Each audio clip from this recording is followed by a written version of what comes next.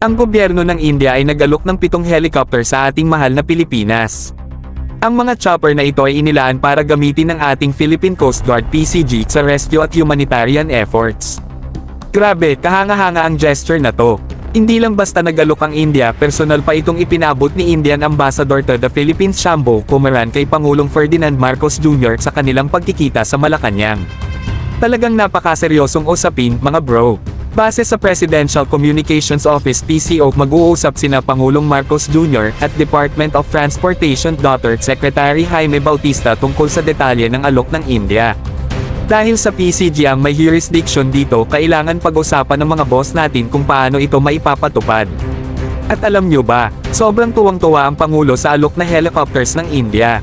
Sinabi niya na ito'y malaking tulong sa pagpapalakas ng ating gobyerno sa rescue at humanitarian efforts pati na rin sa maritime operations. Parang may mga bayani sa langit na handang tumulong.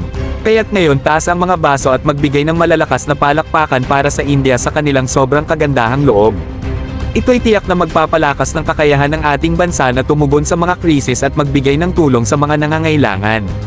Ito'y tunay na pagkakaisa, mga bro. Magtuloy-tuloy lang tayo sa pag-abang sa mga susunod na pangyayari dahil ang samahan ng India at Pilipinas ay magdadala sa atin sa mga bagong taas ng tagumpay sa rescue at humanitarian efforts. Kapag magkakasama tayo, walang makakapigil sa ating misyon na maglingkod at magprotektahan.